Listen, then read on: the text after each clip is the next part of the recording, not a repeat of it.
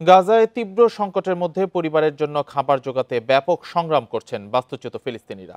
ক্ষুধার্ত সন্তানদের মুখে খাবার তুলে দিতে আকাশ থেকে ফেলা ত্রাণ সংগ্রহের চেষ্টায় বাবা মায়েরা। অনেকে আবার মৃত্যু ঝুঁকি নিয়ে যাচ্ছেন ত্রাণ কেন্দ্রগুলোতে, ভিড় করছেন স্যুপ কিচেনগুলোতেও। প্রতিদিন এভাবেই ভিড়ের মধ্যে দৌড়ে গিয়ে আকাশপথে দেয়া ত্রাণের বাক্স সংগ্রহের চেষ্টা করেন গাজার বাস্তুচ্যুত ফিলিস্তিনিরা। পরিবারের জন্য খাবার জোগাতে এই কষ্ট করতে হয় তাদের।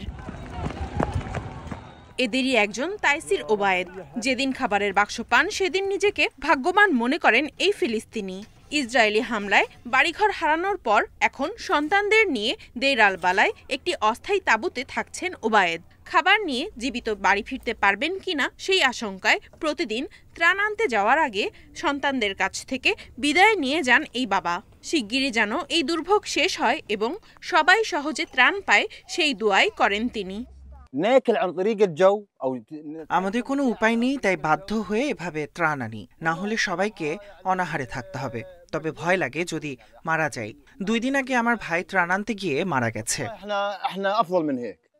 এদিকে গাজার অস্থায়ী স্যুপ কিচেনগুলোর সামনে খাবারের জন্য ফিলিস্তিনিদের এই হাহাকারই বলে দিচ্ছে উপত্যকার ভয়াবহ খাদ্য সংকটের কথা।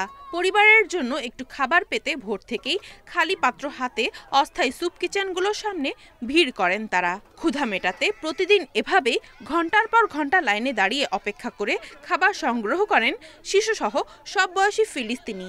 স্যুপ কিচেনগুলোয় রান্না করা খাবারের তুলনায় বেশি মানুষ খাবার নিতে আসায় অনেককেই খালি হাতে ফিরতে হয়।